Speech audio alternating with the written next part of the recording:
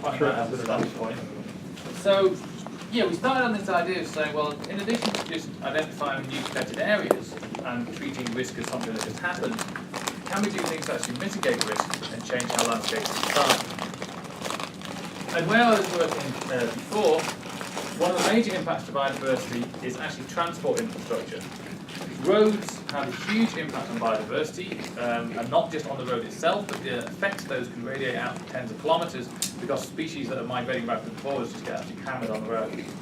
In addition, putting in new railways has an impact directly on where you're putting it in, and also it can have the effect of opening up areas for development and subsequent effects on biodiversity.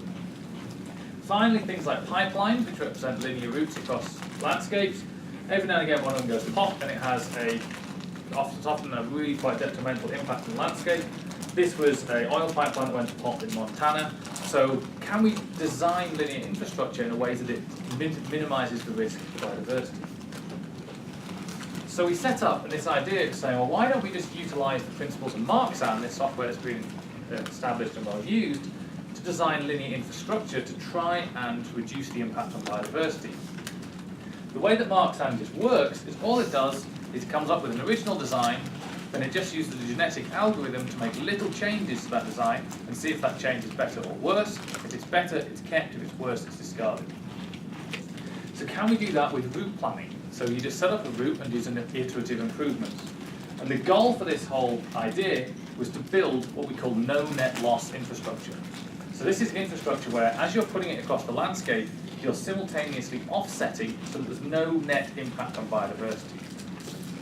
So what the software tool does is it simultaneously designs a route and allocates areas for offsetting so that you end up with no net loss on the landscape.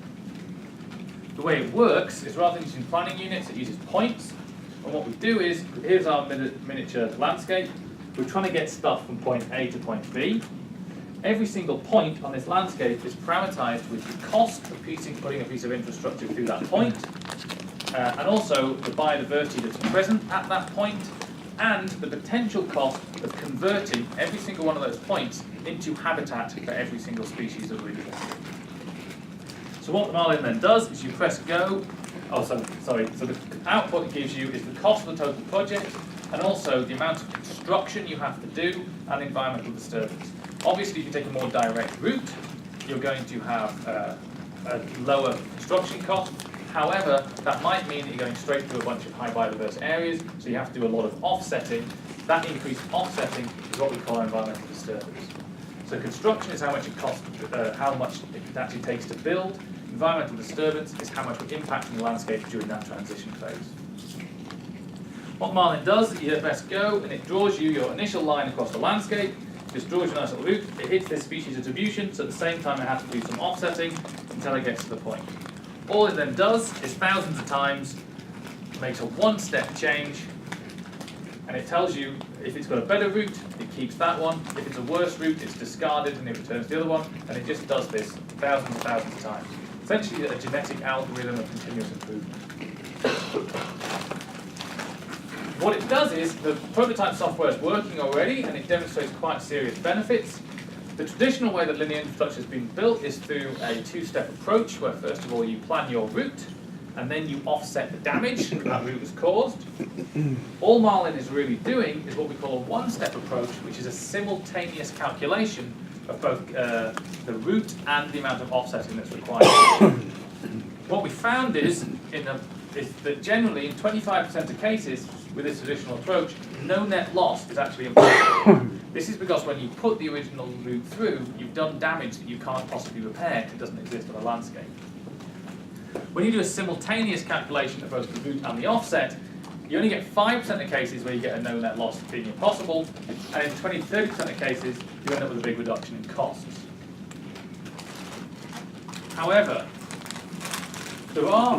one thing that we didn't expect to find when we were designing this is that in many cases you have multiple no net loss solutions being possible.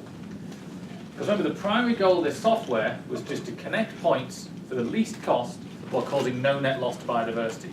And there's essentially two ways you can do that. You can either drive round biodiversity, or you can go straight through the middle of it and offset an awful lot. So you have this accidental trade-off between whether you're prioritising a fast construction time or minimising environmental disturbance. And so you can do that, that actually gives the same financial cost. And it generates what we call a Pareto frontier, representing a suite of optimal solutions. So you end up with a graph that looks like this, where even though each one of the financial cost for each of these is the same, as you increase environmental disturbance, you have a reduction in construction time, and that goes vice versa. If nothing else, what you can then do is take this Pareto frontier, draw a line through it, and say any proposed development that does not sit on that line does not represent an optimal solution. You're either taking too much construction time or you're having too much of an environmental disturbance. So anyone that comes with a proposal that sits anywhere on that line is in theory not optimal. What we would like to illustrate now is what the extreme ends of this look like. So these are two figures from the first paper on this. These are, in both these figures, the red part is the new linear infrastructure. In this case it was a train line connecting two mines and two ports. And the green is the new offsetting, so new areas you have to convert into different areas. This illustrates the utility of the software in that we've already got it to the stage where it can not just do 2 points, but it can actually connect a network of 4. In this case, we prioritised minimising the disturbance to the environment. So this case is like saying, okay, give me my no net loss solution, the least cost, but do it in such a way that does the minimum amount of disturbance to the landscape, and I don't care if it means we have to drive a train line all around in circles. On the flip side, this is the same landscape, and in this case we said I want to minimise the amount of construction time, and I don't care if you have to do lots of offsetting. And so we end up with almost straight lines across the landscape, but you can see from the green, you have to also convert an awful lot of land and do a lot more offsetting. So both these two solutions in a simulation cost the same amount. This one means you're minimising disturbance to the environment, but it's going to take a long time to build. This is the converse. Okay. We're currently using this, the case study we're doing it on is iron ore mining in the Upper Spencer Gulf of South Australia. It's a huge iron ore deposit. It's unfortunately full of some of the most cute and charismatic animals in the world. So this is the orange-bellied parrot, which is just lovely, and this fuzzy little thing is called a numbat. Both of those things look great on a poster, and so they're being used as sort of conservation flagships. When we talk about applying this to Utah, well, a very quick internet search told me that the mining sector, including crude oil, natural gas, and all these sort of fun things, is among Utah's fastest growing economic sectors. It's also one of the few states in the Union looking at developing oil sands and all the fun pipelines going to come with that. If you look at the map of how these things are distributed, you can start to say, well, as mineral extraction increases, more transport is going to be required. This is a big area of oil and gas development, and it's right at the mouth of a whole bunch of rivers. If you're trying to then move that to refineries in Salt Lake Cities, you've got to get it across this landscape somehow. It might be a good application for this software. So, just like to finish up by saying, talk about what I've done so far. And this idea is, well, systematic landscape planning, all it does is it guides smart decision making. And what we can show at the end is, well, things like accounting for risk of failure increases both conservation targets met and overall return on investment. And a one-step approach to route planning and offsetting increases the potential for no net loss design. So we've got two pieces of software, do two slightly different things, both have really clear management implications. Okay, so at the end of that, just like to say thank you to Utah State for giving me a job, and the Centre of Excellence Conservation Decisions for supporting me in this research. Cheers, I'd love to take questions.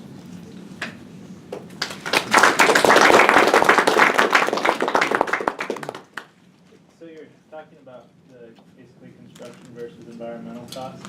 So how are you calculating environmental costs? Because in some places there's very little actual cost on the company for the environmental disturbance, where most of their cost is actually just the construction. Yeah, in that one, what it does is it assumes from the starting point you're going to have a no net loss system, which means the best way to do it is to do it with species distributions. So you find species distributions and you say, right, we've got to try and minimise the total impact on all of the size of the species distribution within this landscape. That means every single time you do something that has an impact on part of that species distribution, you have to then change habitat elsewhere in order to make it viable for that particular species. In Australia, it had a really big application in that area because some of those train lines were looking at going through wetlands. And if you then stick a route line through a wetland, that's going to have a huge impact on that wetland. So you have to spend an awful lot of money in order to try and convert somewhere else to wetland. And so eventually you have the same amount of wetland total of the landscape, but then its starting point is this. That's sometimes the initial hurdle. Is you've got to get people to sign up to saying you have to have no net loss.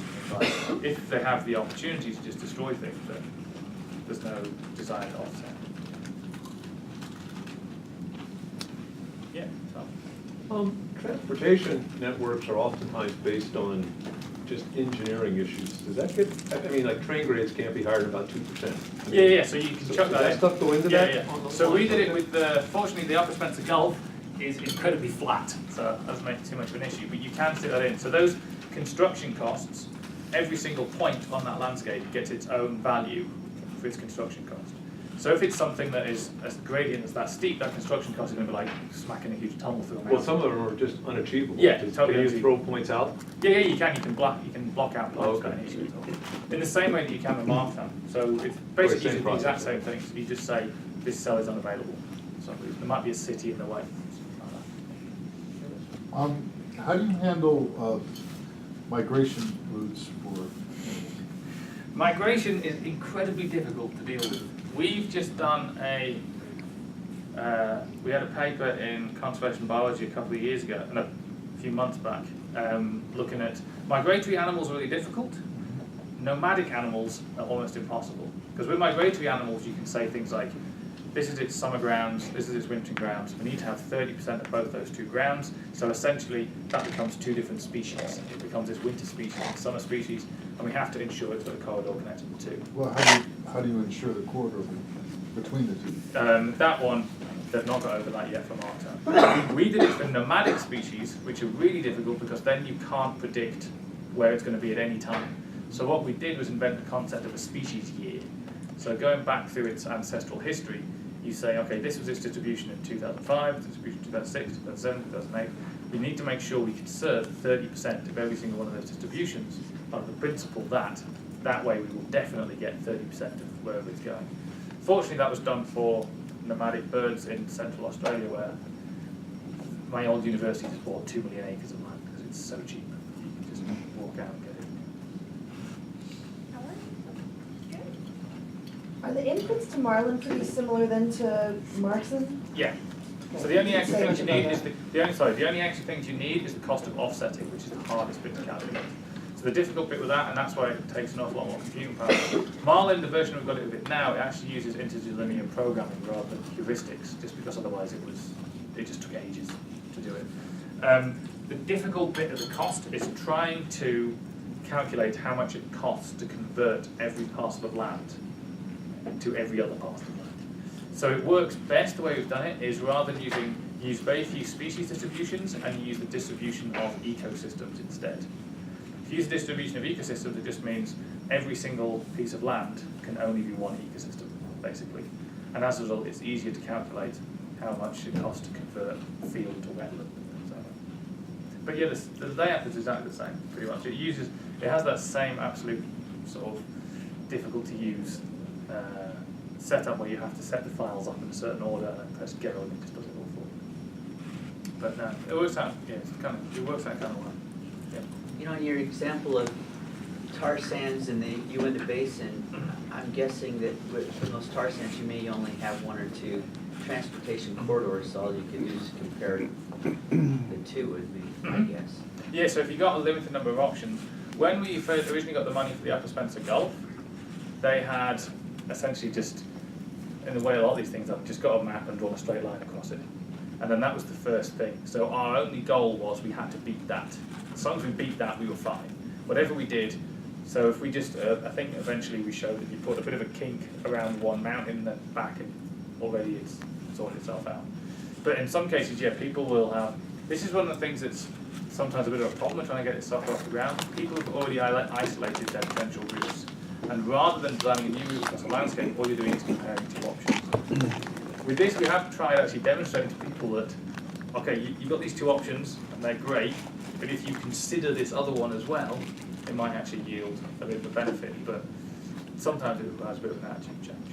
It's easier on things like For stuff like industrial development and stuff like that, where they've got a much larger landscape to play with, I think if it's public works and stuff like that, often the options are so limited that it becomes a little bit less usable. I'm not sure I can actually articulate this, but have you thought about, or is it possible to try and use these output retrospectively to identify areas to prioritize restoration versus identifying new areas for conservation? In theory, you could do it the exact same way. The software isn't set up to do that at the minute, but I don't see why it wouldn't be possible, because all you're then doing is a potential. So what is your potential gain? What's your potential cost? The principles of this, I mean, at the end of it, Mark's on that piece of software, I think it's only got about 4 equations in it. It's just very, very simple optimization. The concepts behind it and the basics are these genetic algorithms, relatively easy to code up, and then you can apply that to the end of it. Because the thing with, so, for example, if you did the example I showed, where you had 330 odd thousand planning units, if you were to try every single possible combination of planning units, and then say, right, which gives me the best output, it would be the number of possible options you would get would be greater than the number of atoms in the universe. It's just impossible to calculate. Instead, if you use a genetic algorithm which just says, right, start with an initial design, make one little improvement, is it better, is it worse? And if you do it that way, it actually gets to the solution within about 1,000 steps on most cases. So that concept of, rather than trying every possible combination, all you do is you say, right, here's our starting point, let's do iterative improvements each time. And that level of optimization, you can do things a lot faster. It has been used for restoration, something similar has been used for restoration in the past, where rather than just pure restoration, they looked at what point should you conserve new places and what places should you conserve old, and often that's determined by what the layout of the land is. So, yeah. So, but yeah, I mean, there's no reason at all why you can't do it. If you just say, these are the species that would potentially live there, this is the species that would potentially live here. One thing you can do with this as well is identify priority areas. So you first say, conserve 10% of the landscape, 10% of the species distribution, then do 20%, then 30%, then 40%, then 50%, and it'll slowly build up where your priority areas are. Could you do it where you wouldn't have the possibility for an offset? You know, if you're talking about some very distinct, rare, endemic species, for example, where they only grow, so there's no way to just say, oh, we'll just create a new habitat 5 miles over. That can be put into it. So you can, I'll go back. So you'll notice in this one here, even the lines here aren't completely straight. And that's because in a few cases it's just like, okay, this is completely physically impossible. There's no area of land possible for that. That's big. That's often important for stuff that's a very particular niche, like alpine species, something like that. You can't just build a new mountain in the landscape. So you can do it, and you can lock out some places and say, this is just impossible. Which has been done before. So one of the things that's been used kind of nice about this, especially with Marxan in the past, you can present the results to people. This is where we want to put new protected areas, what have you. They can then have input on that, and you can then take that back and run it and do a lot of backwards and forwards. So that was done a lot. We had one of the most interesting people I've ever met in my life. We had a guy from Papua New Guinea come over, and they were setting up new protected areas in Papua New Guinea on the landscape. And so he came over, and he spoke to us about what we were doing, brought us the data. We then gave him a bunch of acetates to take back to Papa, and he then came back with these acetates, and they'd just been drawn on by everybody, saying like, no, this is a fishing ground. We've been there for generations for that. So like, okay, I'm following this data, let's rerun it and do it again. So it can be sort of reactive to what people are saying.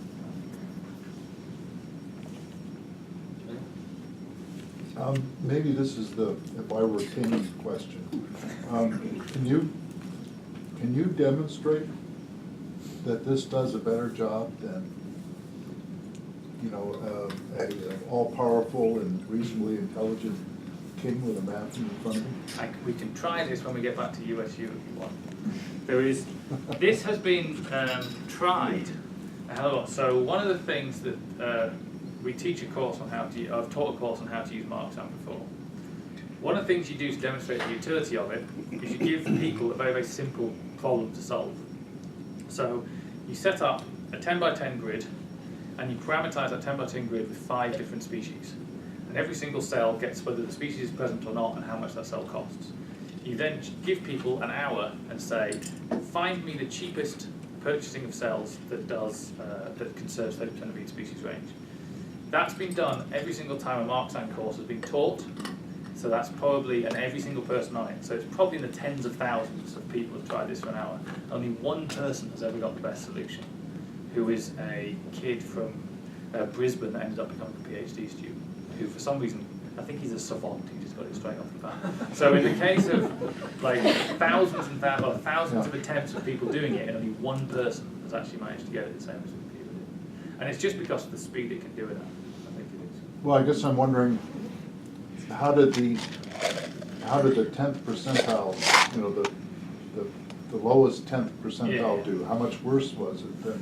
Quite a long way away. No? It's because, I don't know why it is, but if you try, because I can give you the thing, you can have a go yourself. It's astonishingly how bad you actually are.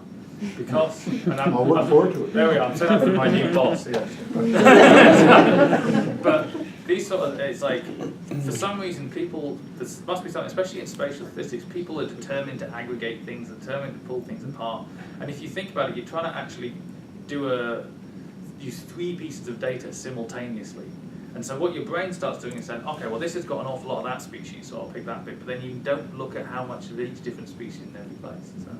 So that's on a really simple 10 by 10 grid, and it's only one person's got it out of 1,000. If you try doing it on a grid of 336,000 different planning units, not a possible combination, so it just becomes unmanageable. It does take, I mean, this one, I did this simulation on my computer, which is a high-end desktop, and it would still take it overnight to come up with a solution. So it's not instant, but it does do it. Are there any high-profile cases where the best scenario was actually one of the cheapest scenarios?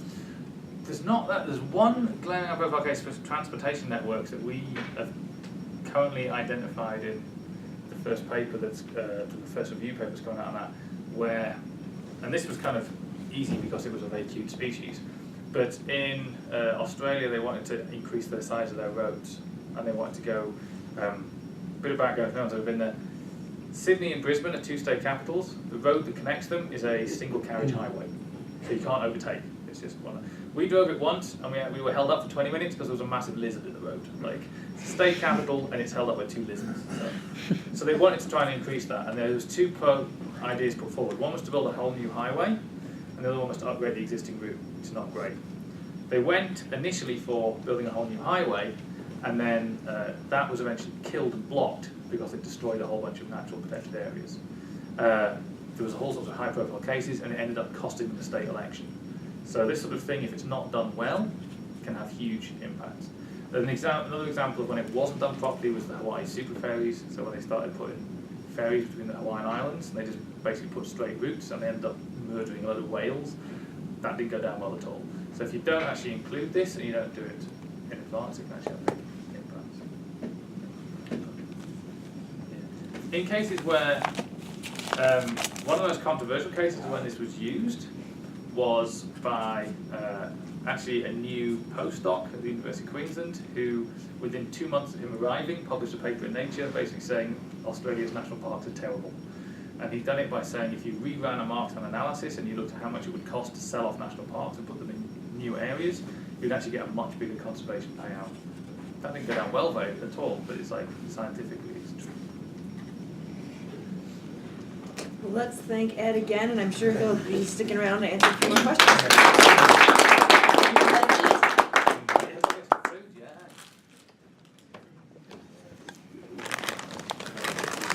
Yeah.